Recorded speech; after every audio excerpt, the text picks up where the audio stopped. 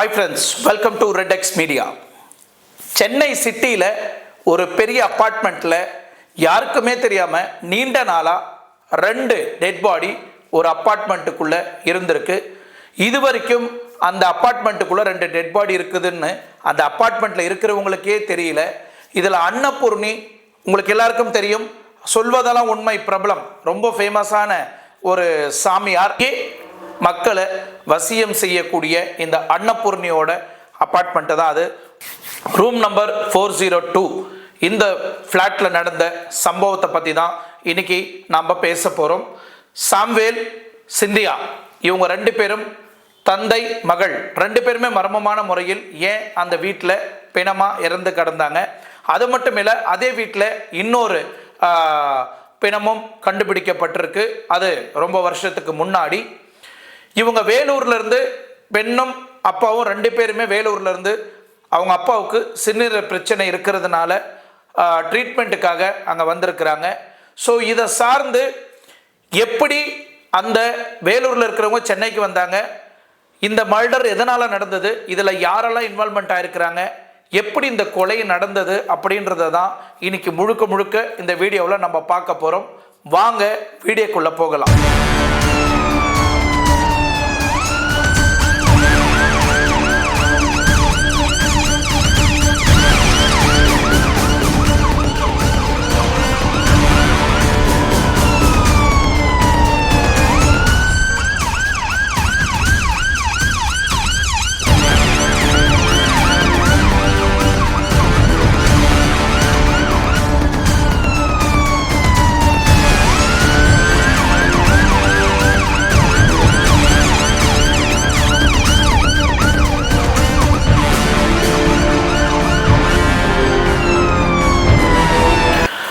சென்னை உங்களுக்கு எல்லாருக்கும் தெரியும், ரொம்ப பரபரப்பான ஒரு சிட்டி.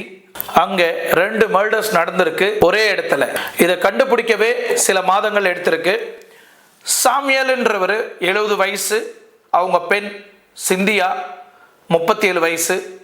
இவங்க 2 பேருமே மர்மமான முறையில் அந்த அப்பார்ட்மெண்ட்டில் இறந்து கிடந்திருந்தாங்க.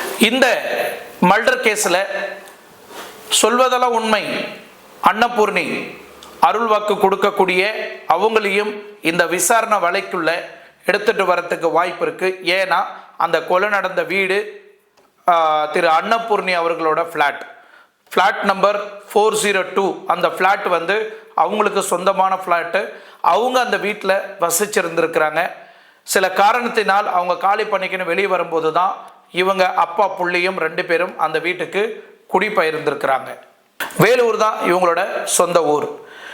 அவங்க அப்பாவுக்கு சிறுநீர் பிரச்சனை இருக்குது, அவருக்கு டயாலிசிஸ் பண்ணணும். ஸோ டயாலிசிஸ் பண்ணுறதுக்காக சென்னைக்கு அப்பப்போ வந்து போகணும். ஸோ இதுக்காகவே சென்னையில் ஒரு வீடு எடுக்கப்பட்டிருக்கு. திருமலை வாயில் இருக்கு இல்லைங்களா, அங்கே ஒரு அப்பார்ட்மெண்ட்டில் ஒரு ஃப்ளாட்டை வாடகைக்கு எடுத்து தங்க வேண்டிய ஒரு சூழ்நிலை. ஏன்னா அவருக்கு ரொம்ப வயசாயிருக்கு, அப்பப்போ வேலூர் டு சென்னை வந்து போகிறது ரொம்ப சிரமமாக இருந்ததுனால அங்கேயே தங்குறதுக்கு ஏற்பாடு பண்ணாங்க. ஸோ இங்கே நம்ம தங்கிக்கலாம் அப்படின்னு அவங்க பொண்ணு சொன்னதா முதல் கட்ட இன்வெஸ்டிகேஷனில் சொல்லப்பட்டது. எதுக்கு நான் இந்த ஃபர்ஸ்ட் இன்வெஸ்டிகேஷனை பற்றி நான் பேசுகிறேன்னா, இன்னும் விசாரணை நடந்துட்டுருக்கு. கடைசி வரைக்கும் நீங்கள் பாருங்கள், இதில் எங்கே தப்பு நடந்திருக்குன்றத உங்களுக்கு தெளிவாக தெரியும்.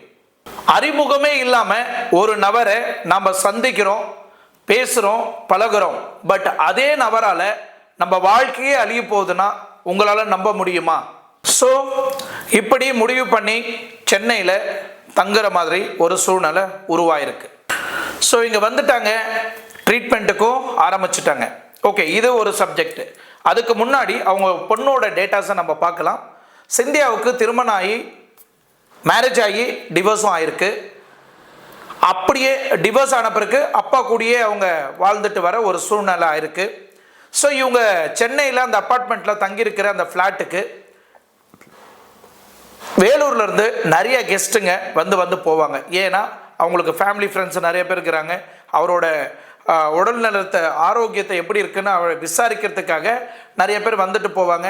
ஈவன் சம்டைம் ஃபோனில் கூட அப்பப்போ பேசிகிட்டு இருப்பாங்க. அப்பாவுக்கு எப்படி இருக்குது, எப்படி ட்ரீட்மெண்ட் போயிட்டுருக்கு அப்படின்னு அவங்க சொந்த பந்தெல்லாம் ஃபோன் பண்ணியும் பேசிகிட்டு இருப்பாங்க. இந்த கட்டத்தில் தான் ஒரு நாள் ஒரு மாதம் ஆகி கூட சரியான கால்ஸ் வரல, அங்கேருந்து யாரும் வரப்படலை அந்த ஃப்ளாட்டுக்கு.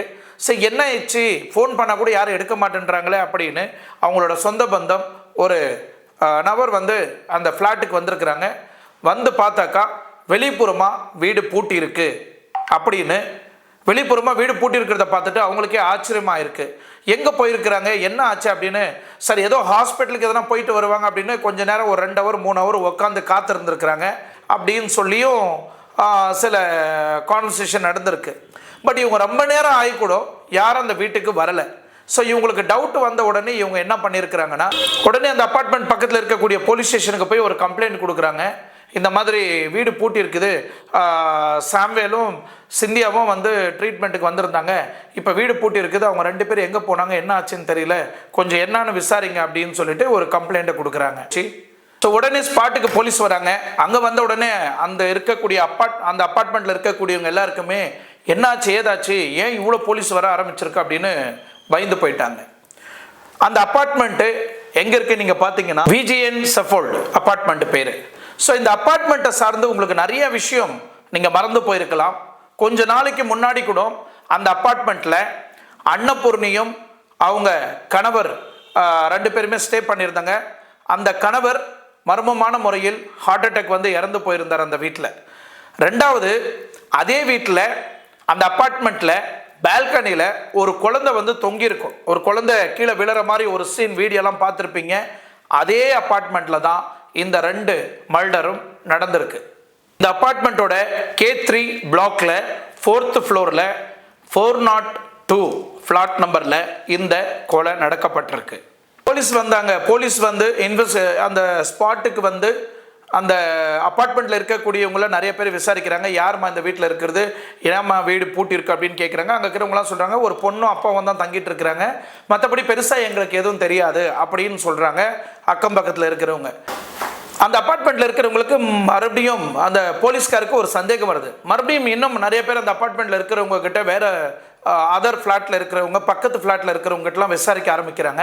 பட் அதில் ஒரு அப்பார்ட்மெண்ட்டில் தங்கியிருக்கிறவங்க சொல்கிறாங்க ஒரு நபர் மட்டும் அப்பப்போ வந்து போகிறத நாங்கள் பார்த்தோம் அப்படின்னு சொன்னாங்க. இது போதும் போலீஸுக்கு. ஸோ இந்த ஒரு இன்வெஸ்டிகேஷனை வச்சு அங்கே இருக்கக்கூடிய சிசிடிவி கேமராலாம் ஐடென்டிஃபை பண்ணுறாங்க யார் வந்துட்டு போனாங்க அப்படின்னு. ஸோ போலீஸார் வந்து அது ஒரு பக்கம், சிசிடிவி ஒரு பக்கம் விசாரிக்க ஆரம்பிக்கிறாங்க. அதுக்கப்புறம் வீட்டுக்குள்ளே போகணுமே, ஏன்னா கிரைம் சீன் எல்லாம் பார்க்கணும் இல்லையா. ஸோ சாவி இல்லை, வீட்டை உடைச்சி உடனே உள்ளே போகிறாங்க. உள்ளே போய் பார்த்த உடனே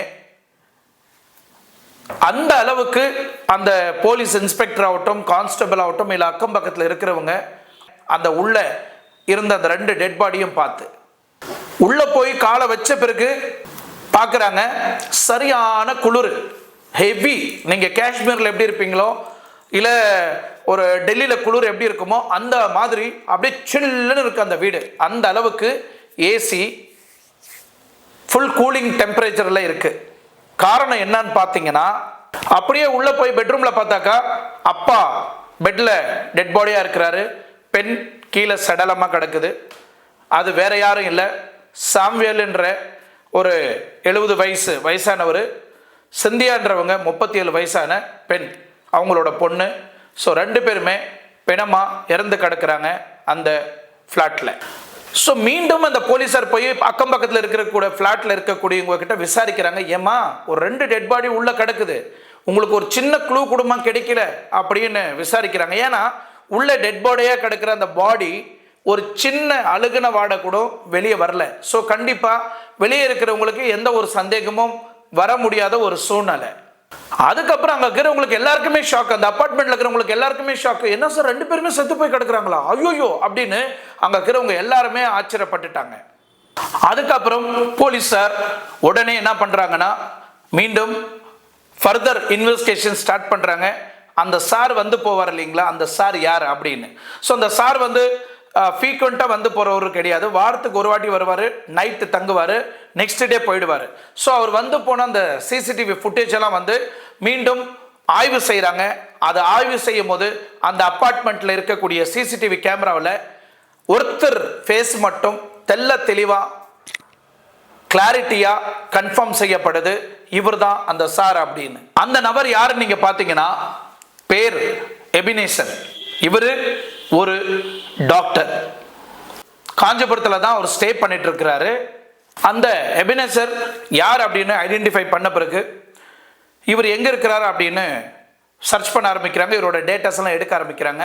ஸோ அந்த அப்பார்ட்மெண்ட்டில் விசிட்டர்ஸ் புக்கில் அவரோட மொபைல் நம்பர் வந்து பதிவு செய்து சைன் பண்ணியிருப்பார். அந்த ரெக்கார்டை எடுத்து உடனே அவருக்கு கால் பண்ணுறாங்க. இந்த மாதிரி நாங்கள் போலீஸ் ஸ்டேஷன்லேருந்து கூப்பிட்றோம், நீங்கள் ஸ்டே பண்ணிட்டு இருந்த அந்த அப்பார்ட்மெண்ட்டில் 2 பிணங்கள் மர்மமான முறையில் இறந்து கிடந்தது, அதை பற்றி விசாரிக்கணும், கொஞ்சம் நீங்கள் போலீஸ் ஸ்டேஷன் வரைக்கும் வந்து போங்க அப்படின்றாங்க. உடனே இந்த எபினேசர் என்ன சொல்கிறாருன்னா, கண்டிப்பாக என்னால் வர முடியாது, எங்கள் அம்மா வந்து ட்ரீட்மெண்ட்டில் இருக்கிறாங்க, எங்கள் அம்மாவை நான் தான் பார்த்துக்கணும், எங்கள் அம்மா கூட யாரும் இல்லை, நான் விட்டுட்டு வெளியே வர முடியாது, தயவுசெய்து அடுத்த தடவை இதை சார்ந்து எனக்கு எந்த ஃபோனும் பண்ணாதீங்க அப்படின்னு மூஞ்சில் அடிக்கிற மாதிரி பேசியிருக்கிறாரு. ஸோ போலீஸ் சும்மா விடுவாங்களா? மீண்டும் அவங்க அங்கே போய் அவனை அரெஸ்ட் பண்ணுறதுக்கு ரொம்ப ஈஸி தான். பட் அதை பண்ணாமல் அவரை இங்கே வர வைக்கணுன்ற நோக்கத்தில், ஏன்னா டவுட் வரக்கூடாது, நிறைய டேட்டாஸ் அவர்கிட்ட இருந்து கலெக்ட் பண்ணுன்றதுக்காக அவரை ரொம்ப காமாக ரொம்ப டீசெண்டாக கூப்பிடுறாங்க. ஸோ மீண்டும் போலீஸ் வந்து ஒரு ஒத்துழைப்பு கேட்குறாங்க. அதுக்கு அவங்க கிட்ட போலீஸ் வந்து எபினேசர் கிட்ட சொல்கிறாங்க, அவரை வந்து தயவு செய்து உங்கள் மேலே எந்த ஒரு சந்தேகமும் இல்லை, ஆஸ் எ டாக்டராக நீங்கள் வந்து எங்களுக்கு சில கிளாரிட்டி கொடுக்கணும், உங்கள் மேலே எங்களுக்கு எந்த ஒரு சந்தேகமோ எந்த ஒரு டவுட்டும் கிடையாது, கொஞ்சம் போலீஸ் ஸ்டேஷன் வரைக்கும் வந்து அது கொஞ்சம் கிளாரிட்டி மட்டும் கொடுத்துட்டு போயிடுங்க அப்படின்னு சொல்லிட்டு போலீஸ் ரொம்ப ரிக்வெஸ்ட் பண்ணுறாங்க. சரி, இவ்வளோ ரிக்வெஸ்ட் பண்ணுறாங்களே, நம்ம போய் தான் வரலாம், இல்லைனா அவங்க இங்கே வந்துட்டாங்கன்னா எங்கள் அக்கம் பக்கத்தில் இருக்கிறவங்களாம் தப்பாக போயிடும் அப்படின்னு அவன் பயந்துக்கிட்டு அந்த டாக்டர் வந்து போலீஸ் ஸ்டேஷனுக்கு இன்வெஸ்டிகேஷனுக்காக அந்த ஸ்டேஷனுக்கு வந்து ஆஜராகிறான். ஸோ அங்கே இன்வெஸ்டிகேஷனுக்காக வந்த இந்த எபினேசர் டாக்டர் உடனே போலீஸார் வந்து ஸ்டேஷனில் வச்சு அவர் அரெஸ்ட் பண்ணுறாங்க. காரணம், அங்கே அப்பார்ட்மெண்ட்டில் நடந்த இன்வெஸ்டிகேஷன் பிரகாரம் இவர் ஒருத்தர் தான் அந்த வீட்டுக்கு வந்து போயிருக்கிறாரு. போலீஸ் பொறுத்த வரைக்கும் இவன் தான் மெயின் அக்யூஸ்டுன்னு அவங்க பக்காவாக கன்ஃபார்ம் பண்ணிட்டாங்க. பட் அதை உறுதி செய்யறதுக்காக ஃபர்தர் இன்வெஸ்டிகேஷன் அவர் மேலே வைக்கப்படுது. அதுக்கப்புறம் தான் அவர் ஒவ்வொரு பாயிண்டாக சொல்ல ஆரம்பித்தார்.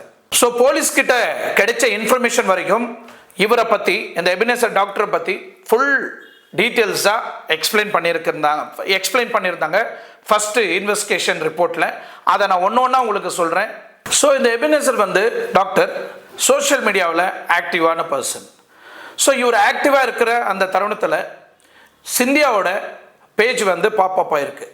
அந்த பேஜ் பாப்பப் ஆன உடனே இவர் வந்து ஃப்ரெண்ட் ரிக்வெஸ்ட் கொடுத்துருக்கிறாரு, அவங்களும் ஃப்ரெண்ட் ரிக்வெஸ்ட்டை அக்செப்ட் பண்ணியிருக்கிறாங்க. ஸோ இவங்க 2 பேரும் ஃப்ரெண்டாகவே பேச ஆரம்பிச்சிருக்கிறாங்க. அதுக்கப்புறம் நல்லா சேட்டிங் பண்ணியிருக்கிறாங்க, வீடியோ காலில் பேசியிருக்கிறாங்க. அதுக்கப்புறம் நல்லா நெருக்கமாக இருக்கணும்னு ஆசைப்பட்டிருக்கிறாங்க.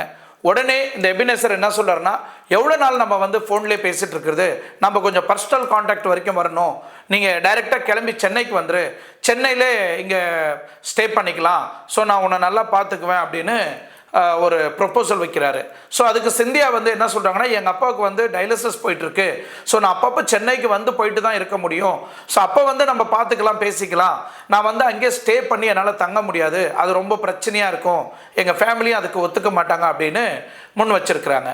ஸோ அதுக்கு இந்த எபினேசர் டாக்டர் என்ன சொல்லியிருக்கிறாருன்னா, உங்கள் டேடிக்கு சிறுநீர் பிரச்சனை இருக்கு இல்லையா, அதுக்கு டயாலிசிஸ் நானே பண்ணுறேன், நானே இங்கே ஒரு அப்பார்ட்மெண்ட் எடுத்து ஸ்டே பண்ணிக்கலாம், அந்த அப்பார்ட்மெண்ட்டில் நீங்களும் நானும் அப்பாவும் 3 பேருமே ஸ்டே பண்ணிக்கலாம், ட்ரீட்மெண்ட்டும் நானே பார்த்துக்கிறேன், ஏன்னா நான் ஒரு டாக்டர் தானே, நானே அப்பாவுக்கு வந்து டயாலிசிஸ் ட்ரீட்மெண்ட் கொடுக்குறேன் அப்படின்னு உறுதியாக கான்ஃபிடென்ட்டாக சொல்லியிருக்கிறான். பிளான் பண்ணி முடிவு பண்ணிட்டு பிறகு அப்பா கிட்ட டிஸ்கஸ் பண்ணுறாங்க. ஸோ அப்பாவும் ஓகே சொல்கிறாரு. ஸோ இப்படி 3 பேருமே டிசைட் பண்ணி ஸ்டே பண்ணணும் முடிவு எடுத்த பிறகு VGN சஃபோல்டு ஃப்ளாட் நம்பர் 402ல் அந்த ஃப்ளாட்டை வாடகைக்கு எடுக்கிறாங்க. அந்த வீட்டில் சாம்வேலும் சிந்தியாவும் எபினேசரும் 3 பேருமே ஒரே வீட்டில் தங்க ஆரம்பிக்கிறாங்க. அந்த வீட்டுக்கு வந்த பிறகு முறையான ட்ரீட்மெண்ட் வந்து சாம்வேலுக்கு கிடைக்கப்பட்டிருக்கு. ஸோ அவருக்கு டயாலிசிஸ் வந்து முறையாக கொடுக்கப்பட்டது, டயாலிசிஸ்லாம் நடந்துட்டு இருந்தது. 1 நாள் 2 நாள் இல்லை, கிட்டத்தட்ட 5 வருஷமாக அவருக்கு அதே வீட்டில் வச்சு டயாலிசிஸ் கொடுக்கப்பட்டிருக்கு. பட் த சேம் டைம் சிந்தியாவும் எபினேசரும் 2 பேருமே லிவிங் டுகெதர் கிட்டத்தட்ட 5 இயர்ஸாக வந்து அதே வீட்டில் குடும்பம் நடத்தி இருக்கிறாங்க. ஸோ இந்த தருணத்தில் தான் செப்டம்பர் 6ஆம் தேதி 2024 அவருக்கு டயாலிசிஸ் கொடுத்துட்டு இருக்கும்போது சாமுவேல் வந்து உயிர் இறந்து போயிட்டார். உடனே ஆக்ரோஷம் கொண்ட சிந்தியா என்ன ஆச்சு எங்கள் அப்பாவுக்கு, எங்கள் அப்பா எப்படி இறந்து போனாரா அப்படின்னு டாக்டர்கிட்ட கேட்குறாங்க.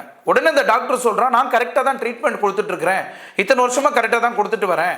இந்த டைமில் நான் டயாலிசிஸ் கொடுக்கும்போது அப்பா வந்து இறந்து போயிருக்கிறாரு, எப்படின்னு எனக்கு தெரியவே இல்லை, எனக்கே ஷாக்காக இருக்குது அப்படின்னு டாக்டர் சொல்கிறாரு. உடனே அவங்க ஆத்திரம் கொண்ட சிந்தியா, இந்த டெட் பாடியை நான் ஊருக்கு எடுத்துகிட்டு போகணும், நிறைய சடங்குங்கள்லாம் பண்ணணும், அங்கே இருக்கிறவங்க 1008 கேள்வி கேட்பாங்க, நான் என்ன பண்ணுறதுன்னு எனக்கு தெரியல, நீ எப்படி என்ன ட்ரீட்மெண்ட் கொடுத்த, எனக்கு ரிப்போர்ட்டெல்லாம் காமி, என்ன பண்ண அப்படின்னு சொல்லிட்டு ஆதங்கமாக கேட்கும்போது, உடனே நீ கோவப்படாத, ஆத்திரப்படாத, யாரே டாக்டர், கோவப்படாத, ஆத்திரப்படாத, அப்பார்ட்மெண்ட்டில் இருக்கிறவங்களுக்கு தெரிஞ்சிச்சுன்னா ரொம்ப பிரச்சனையாகும், நான் வேறு ஃபாரின் போய் லைஃப் செட்டில் ஆகணும், எனக்கு இந்த மாதிரி பிளாக் மார்க் ஆகிடுச்சு, இந்த மாதிரி பிளாக் மார்க் ஆகிடுச்சுன்னா நான் ஃபாரினுக்கு போக முடியாது, இது ரொம்ப பிரச்சனையாகும், இந்த பாடியை நம்ம என்ன பண்ணிட்டு இருக்கிறாரு, உயிர் போயிருக்கிறது எங்கள் அப்பாவது, என்ன டைம் கொடுன்ற, ஃபாரினில் போய் செட்டில் ஆகணுன்ற, இது யாருக்கும் தெரியக்கூடாதுன்ற, என்ன நினச்சிட்டு இருக்கிற அப்படின்னு ரொம்ப வாக்குவாதம் நடந்திருக்கு, ரொம்ப ஃபைட் நடந்திருக்கு. ஒரு கட்டத்தில் டாக்டர் என்ன பண்ணியிருக்கிறாரு, ரொம்ப கோபம் கொண்ட அந்த டாக்டரு அந்த பெண்ணோட தலையை பிடிச்சி செவுத்தில் அடிச்சிருக்கிறாரு. செவுத்தில் அடித்த உடனே என்ன இருக்குன்னா, மண்டியில் பலமாக அடிபட்டு கீழே மயங்கி விழுந்திருக்கிறாங்க. நீங்கள் லேட்டஸ்ட்டாக கூட ஒரு வீடியோ பார்த்துருக்கலாம், ஹைதராபாத்தில் மனைவியை வந்து கொலை பண்ணி குக்கரில் வேக வச்சு அந்த மர்டர் வந்து மர்மமான முறையில் தண்ணியில் கரைக்கப்பட்டிருக்கு அப்படின்னு உங்களுக்கு தெரியும். பட் அதுக்கு முன்னாடி நடந்த சம்பவம், தன்னோட மனைவியை செவுத்தில் அடித்து தள்ளின பிறகு பிளட் வந்து ஓவராக இன்ஜூரி ஆகி இறந்து போயிட்டாங்க இல்லையா, அந்த கேஸில் எப்படி அந்த குக்கரில் போட்டு தன்னோட மனைவியை வேக வச்சு மர்மமான முறையில் தண்ணியில் எடுத்துன்னு போய் கரைச்சாரோ அதே சப்ஜெக்ட் தான் இங்கே நடந்திருக்கு. என்ன, அவர் குக்கரில் வேக வச்சார், இவர் ஏசி போட்டு பாடியை அழுகாமல் பார்த்துக்கிட்டார். மாதிரி தான் இங்கே சிந்தியாவை வந்து செவுத்தில் தள்ளி விட்டுருக்கிறாரு, மண்டை பலமாக அடிபட்டு ரத்தம் வந்து கீழே மயங்கி விழுந்து கிடந்திருக்கிறாங்க. டாக்டருக்கு கன்ஃபார்ம் ஆகிடுச்சு, இந்த பொண்ணு இறந்து போச்சு, இவளை எப்படியும் காப்பாற்ற முடியாது அப்படின்னு அவன் உறுதி பண்ணிக்கினான். ஒரு பக்கம் அப்பா இறந்து கிடக்கிறாரு, இன்னொரு பக்கம் சிந்தியா இறந்து கிடக்கிறாங்க. பட் ஒரு விஷயத்தில் என்னன்னா, அந்த மாதிரி தள்ளி விட்டு இறந்து போகணும் அப்படின்றது அந்த இடத்துல ஐடென்டிஃபிகேஷன் கிடையாது. காரணம், அவங்க சாகிறதுக்கு முன்னாடி அவங்க எப்படி இருந்தாங்கன்னா, மன அழுத்தத்தை குறைக்கிறதுக்காக டேப்லெட் எடுத்துருக்கிறாங்க, ப்ளஸ் ஃபிசிக்கலாகவும் கொஞ்சம் வீக்காக தான் இருந்திருக்கிறாங்க. இந்த விஷயம் எபினேசருக்கும் தெரிஞ்சும் இந்த மாதிரி செவுத்தில் தள்ளிவிட்டு கொலை பண்ணிட்டார். இந்த பக்கம் பொண்ணு, இந்த பக்கம் அப்பா, ரெண்டு பேருமே இறந்து போய் கிடந்த அந்த மனநிலைமை அவருக்கு எப்படி இருக்கும், அந்த இடத்துல எபினேசரோட மைண்ட் எப்படி இருக்குன்னு எல்லாருக்குமே தெரியும். ஸோ இவர் திங்க் பண்ணுறாரு, பாடியை டிஸ்போஸும் பண்ண முடியாது, பாடியை வெளியே எடுத்துகிட்டு போக முடியாது. ஏன்னா 4வது ஃப்ளோர்லேருந்து அப்பார்ட்மெண்ட்டில் கீழே எடுத்துகிட்டு போகணுன்னா இருக்கக்கூடிய எல்லா இடத்துலையும் சிசிடிவி இருக்குது. ஸோ கண்டிப்பாக நம்ம மாட்டிக்குவோம், இங்கே ரொம்ப பிரச்சனை வரும்னு அவர் டிசைட் பண்ணுறாரு.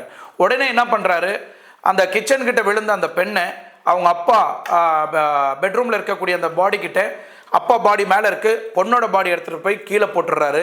கீழே போட்டுட்ட பிறகு உடனே இவர் என்ன பண்ணுறாருன்னா, இந்த பாடி வந்து அழிவு போயிடக்கூடாது, ஸ்மெல்லு வெளியே வரக்கூடாதுன்றத காரணத்தினால, நம்ம டெட் பாடி இறந்து போயிட்டாக்கா ஃப்ரீசரில் வச்சு காப்பாற்றுவாங்க இல்லையா, போலீஸ் கேஸாக இருந்தாலும் சரி, உறவினர்கள் வரணும்னா ஹாஸ்பிட்டலில் ஒரு ஃப்ரீசர் மாதிரி வச்சு அதில் டெட் பாடியை வந்து பாதுகாத்து வைப்பாங்க.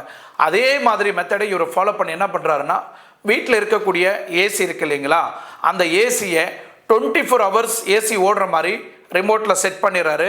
24 ஹவர்ஸும் ஏசி கூலிங் ஆகிடும். ஸோ அது கூலிங் ஆச்சுன்னா அந்த பாடியோட ஸ்மெல் வந்து வெளியே வர்றதுக்கு வாய்ப்பு இல்லை. ஸோ இவர் என்ன பண்ணுறாரு, ஏசியை செட் பண்ணிவிட்டு லாக் பண்ணிவிட்டு இவர் வெளியே வந்துடுறாரு. இவர் அதுக்கப்புறம் அப்பப்போ அந்த வீட்டுக்கு போக வர இருந்திருக்கிறாரு, ஏன்னா யாருக்கும் சந்தேகம் வரக்கூடாது அப்படின்னு.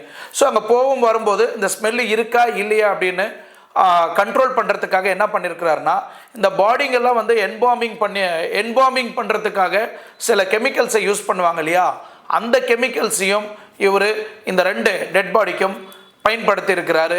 ஏன்னா ஸ்மெல் எங்கேயும் வெளியே வரக்கூடாது, இந்த அலுவன வாடை வெளியே வந்து யாரையும் காட்டி கொடுத்துடக்கூடாது அப்படின்றதுக்காக இந்த என்பாமிங் பண்ணக்கூடிய கெமிக்கல்ஸை இந்த 2 பாடிக்கும் செலுத்தியிருக்கிறாரு.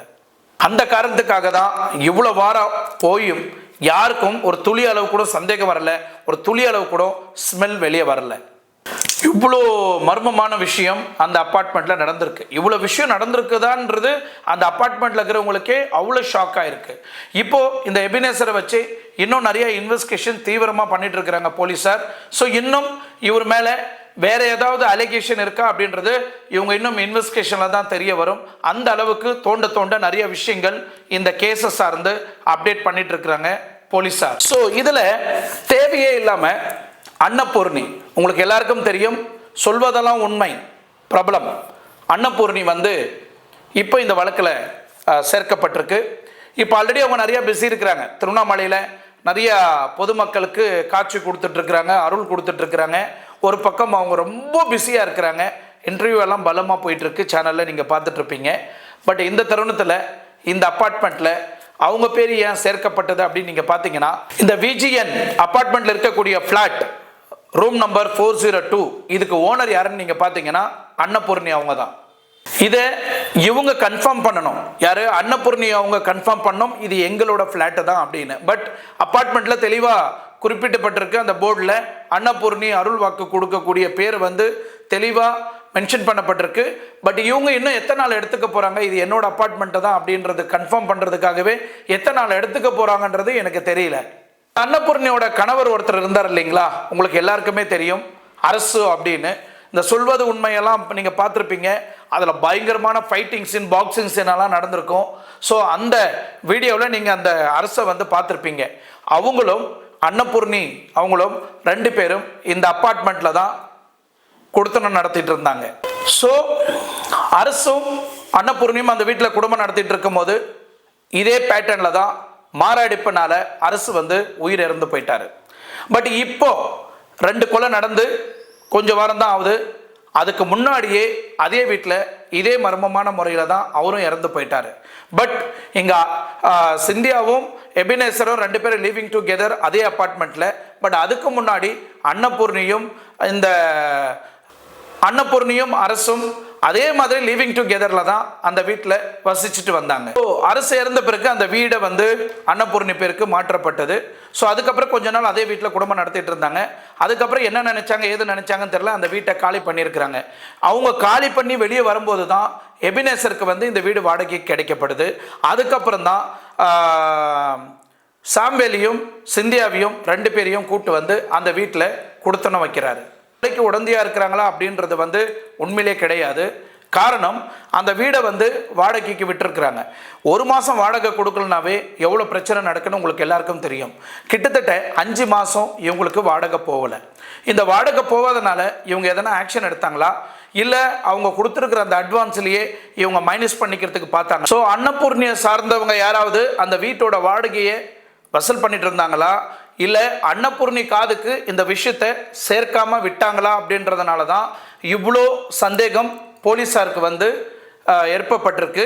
ஸோ இந்த சந்தேகத்தின் அடிப்படையில் தான் அன்னபூர்ணியும் இந்த கேஸில் சேர்க்கப்பட்டிருக்கு. ஃப்ரெண்ட்ஸ், இந்த சப்ஜெக்டில் நம்ம ரொம்ப முக்கியமான விஷயங்களை தெரிஞ்சிக்க வேண்டியது ஒன்று. ரீசெண்டாக அன்னபூர்ணி ஒரு யூடியூப் சேனலில் அழுதுட்டு ஒரு இன்டர்வியூ கொடுத்துருந்தாங்க. அதுக்கு நிறைய விளக்கங்களும் கொடுத்துருந்தாங்க. இந்த சப்ஜெக்டை பொறுத்த வரைக்கும் உடனுக்குடனே ஸ்டார்டிங்லே இதுக்கு ஃபுல் ஸ்டாப் வச்சுட்டாங்கன்னா கண்டிப்பாக இந்த கேஸுக்கு அவங்களுக்கு எந்த ஒரு பிரச்சனையும் வராது. பட் இதை ஸ்டாப் பண்ணிட்டாங்கன்னா நிறைய யூடியூப் சேனலில் இருக்கிறவங்க அந்த கண்டென்ட்டையும் இங்கே நடந்த இந்த கொலை கண்டென்ட்டையும் 2யும் சேர்த்து நிறைய விஷயங்கள் அன்வான்டாக, உங்களுக்கு எல்லாருக்கும் தெரியும், வியூவர்ஸ்க்காக அனாவசியமான பாயிண்ட்ஸ் எல்லாம் ஆட் பண்ணி சேனலில் பரப்பிட்டு இருப்பாங்க. 2வது, அவர் படித்த படிப்பு ஒரு டாக்டர் உயிரை காப்பாற்றுறது தான் முக்கியமான வேலை. படித்த படிப்பு, அந்த படிப்பை ஒரு கொலை செஞ்சதே தப்பு, அதை மறைக்கிறதுக்கு இந்த படிப்பை யூஸ் பண்ணியிருக்கிறாரு. இவரெல்லாம் என்ன பண்ணுறதுன்னு தெரியல. உடனே இவர் மேலே தக்க நடவடிக்கை எடுத்து மற்ற டாக்டருங்க இந்த மாதிரி தவறான விஷயத்துக்கு ஈடுபடாத மாதிரி இவருக்கு தண்டனையே கண்டிப்பாக வழங்கப்படணும். 3வது, இந்த 402 ஃப்ளாட் ஒரு அமானுஷமான வீடு. இந்த வீட்டில் பேய் பிசாசு எல்லாம் இருக்குது, அதனால தான் இந்த அளவுக்கு மர்மமான முறையில் நிறைய கொலைகள் இங்கே நடக்குது அப்படின்னு அங்கே இருக்கக்கூடிய நிறைய பேர் பேச ஆரம்பிச்சிட்டாங்க. உங்களுக்கு எல்லாருக்கும் தெரியும், சாலை கிராமத்தில் நீங்கள் அந்த ரோடு அதே இந்த மெயின் ஸ்ட்ரீட்டில் லாஸ்ட் கார்னர் வீடை நீங்கள் பார்க்கலாம். அந்த வீடு ஒரு அமானுஷமான வீடு, அந்த வீட்டில் நிறைய பேய் பிசாசெல்லாம் இருக்குது அப்படின்னு ஒரு ரூமர் கிளப்பப்படுது. அது மட்டும் இல்லை, ஆழ்வார்பேட்டையில் டிமாண்டி காலனி அப்படின்னு இதை ஒரு படமாகவும் எடுத்திருப்பாங்க. அங்கே ரியலாகவே அந்த வீடு இருக்குது, அந்த வீட்டுக்குள்ளே போனவங்க திரும்பி வந்தது கிடையாது அப்படின்னு அந்த வீட்டையும் ஒரு அமானுஷமான விஷயமாக மாற்றப்பட்டிருக்கு. ஸோ இந்த மாதிரி தனியாக இருக்கக்கூடிய ஃப்ளாட்டு, இந்த மாதிரி அமானுஷமாக நடக்கக்கூடிய இந்த மாதிரி இடத்தெல்லாம் இந்த மாதிரி அபண்டன்ட் மாதிரி இருக்கோ, இந்த வீட்டு எல்லாமே அமானுஷமான வீடாக மக்கள் பார்க்கப்படுது. அந்த கட்டத்தில் இந்த திருமலைவாயில இருக்கக்கூடிய சென்னை அபார்ட்மெண்ட்டு மக்கள் எல்லாம் கை காமிக்க ஆரம்பிச்சிட்டாங்க. இந்த வீடும் அந்த அமானுஷம் வீட்டு லிஸ்ட்ல சேர்க்கப்பட்டிருக்கு அப்படின்னு. அந்த ஆங்கிள் பார்த்தீங்கன்னா அந்த வீட்டில் வசிச்ச எபினேசருக்கு எதுவும் ஆகலையே, அன்னபூர்ணிக்கு எதுவும் ஆகலையே. நாலாவது நம்ம சிந்திக்க வேண்டிய விஷயம் என்னன்னா, அப்பார்ட்மெண்ட்ல நிறைய பேர் சிட்டிக்குள்ள இருக்கிறவங்க எல்லாருமே அப்பார்ட்மெண்ட் வீடு தான் சூஸ் பண்றாங்க. ஏன்னா அப்பார்ட்மெண்ட்ல எல்லா ஃபெசிலிட்டியும் கிடைக்கும், நம்ம கம்ஃபர்டபுளா போகலாம், கம்ஃபர்டபுளா வரலான்னு. ஆனா அங்க ஒரு தவறான ஒரு விஷயம் இருக்கு. பெரும்பாலும் அப்பார்ட்மெண்ட்ல வசிக்கிறவங்க பக்கத்து வீட்டில் என்ன நடக்குதுன்னு அவங்களுக்கு தெரியாது. ஏன்னா வீட்டை பூட்டிக்கிட்டாங்கன்னா வெளியே வரவே மாட்டாங்க. ஸோ பக்கத்து வீட்டில் என்ன நடக்குதுன்னு யாருக்குமே தெரியாது. அவங்க உயிர் போனாலும் காப்பாற்றுறதுக்காகட்டும், தண்ணி கொடுக்கறதுக்காகட்டும் அப்பார்ட்மெண்ட்டில் இருக்கிறவங்க யாருமே வரமாட்டாங்க. நீங்கள் கிராமப்புறத்தெல்லாம் பார்த்தீங்கன்னா பக்கத்து வீட்டில் ஏதாவது ஒரு இஷ்யூ நடந்துச்சுன்னா உடனே அந்த கிராமத்தில் இருக்கிற எல்லா மக்களும் ஒன்று கூடுவாங்க. ஒரு பாதுகாப்பு, ஒரு சேஃப்டி இருக்கும். ஆனால் அப்பார்ட்மெண்ட்டை பொறுத்த வரைக்கும் செக்யூரிட்டி இருக்குது, சிசிடிவி இருக்குது, ஸோ அங்கே சரியான முறையில் பாதுகாப்பு இருக்குது அப்படின்னு எல்லாரும் நினைக்கிறாங்க. ஆனால் அங்கே வசிக்கக்கூடிய பெரும்பாலானவங்க, வயசானவங்க, தனியாக இருக்கக்கூடிய பெண்கள், தனியாக இருக்கக்கூடிய ஆண்கள், இதை யார் என்னன்னு கரெக்டாக பார்க்குறாங்க. அந்த அப்பார்ட்மெண்ட்டுக்குள்ளே மர்மமான நபர்கள் கரெக்டாக அந்த வீட்டுக்குள்ளே போய் அவங்களுக்கு தேவையான விஷயங்களை பண்ணிவிட்டு ஒன்றுமே தெரியாத மாதிரி அந்த வீட்டை விட்டு வெளியே வராங்க. அப்போ கூட அந்த அப்பார்ட்மெண்ட்டில் வசிக்கிற மக்களுக்கு யார் வராங்க யார் போகிறாங்கன்னு எதுவுமே தெரியாது. அந்த வீட்டில் கொலை நடந்திருக்கா, கருப்படிச்சிருக்கிறாங்களா, இல்லை கொள்ளை அடிச்சிருக்கிறாங்களான்றது எதுவுமே தெரியாது. மர்மமான முறையில் எல்லாருமே அவங்கவுங்க வீட்டு பூட்டிக்கிட்டு உள்ளே இருப்பாங்க. இந்த விஷயம் அப்பார்ட்மெண்ட்டில் பெரும்பாலும் மாற்றப்படணும். இதிலிருந்து அவங்க வெளியே வந்தால் தான் ஒருத்தருக்கு ஒருத்தர் ஆறுதலாக இருக்க முடியும் இந்த மாதிரி அப்பார்ட்மெண்ட்டில். ஸோ இந்த மாதிரி 5 மாதமாக பிணத்தை பக்கத்தில் வச்சுக்கிட்டு பக்கத்தில் இருந்த அப்பார்ட்மெண்ட்டில் இருக்கிறவங்களாம் சாப்பிட்ருக்குறாங்க, சந்தோஷமாக இருந்திருக்கிறாங்க, சந்தோஷமாக பூஜை பண்ணியிருந்துக்கிறாங்க. உண்மையான ஒரு விஷயம் பாருங்கள். அது மட்டும் இல்லை, கோபத்தில் எடுக்கக்கூடிய முடிவு எல்லாமே இந்த மாதிரி பிணமாக தான் மாறும். ஸோ கோபமாக இருக்கும்போது ஆண்களாகட்டும் பெண்களாகட்டும் ஒரு 10 நிமிஷம் இல்லை ஒரு 5 நிமிஷம் தனிமையில் இருங்க. இல்லைனா வெளியே எங்கன்னா போங்க. இல்லை பிரச்சனை பெருசாகிறதுக்கு முன்னாடியே நீங்கள் கொஞ்சம் கண்ட்ரோல் பண்ணிக்கிங்க. இந்த மாதிரி கோபத்தில் எடுக்கக்கூடிய முடிவு எல்லாமே நான் கோபத்தில் அடிச்சிட்டேன், கோபத்தில் கொலை பண்ணிட்டேன் அப்படின்னு நீங்கள் கோர்ட்டில் சொன்னீங்கன்னா எந்த கோர்ட்டும் ஏற்றுக்க போகிறது கிடையாது. கடைசியில் நீங்கள் ஜெயிலுக்கு போய் தண்டனை அனுபவிக்க வேண்டிய சூழ்நிலை உங்களுக்கு ஏற்படும். ஸோ கோபமாக இருக்க அந்த கட்டத்தில் தயவு செய்து செல்ஃப் கண்ட்ரோலுன்றது ஒன்று ரொம்ப முக்கியம். செல்ஃப் கண்ட்ரோல் இல்லாமல் போச்சுன்னா கோபமாக ஆகக்கூடிய எல்லாரோட நிலைமையும் இந்த மாதிரி மர்மமான முறையில் கொலை செய்யப்படுவீங்க, நீங்கள் ஜெயிலுக்கு போகுவீங்க. இதுதான் நடக்கும். ஸோ ஃப்ரெண்ட்ஸ், இந்த சப்ஜெக்டை நீங்கள் ஃபர்ஸ்ட்லேருந்து எண்டு வரைக்கும் பார்த்துருப்பீங்கன்னு நம்புகிறேன். ஸோ இதில் உங்களுக்கு தெளிவாக எக்ஸ்பிளைன் பண்ணியிருக்கிறேன்னு நான் நம்புகிறேன். மீண்டும் அடுத்த வீடியோவில் சந்திக்கும் வரை உங்களிடமிருந்து விடைபெறுவது உங்கள் ஆர்கே. நன்றி, வணக்கம்.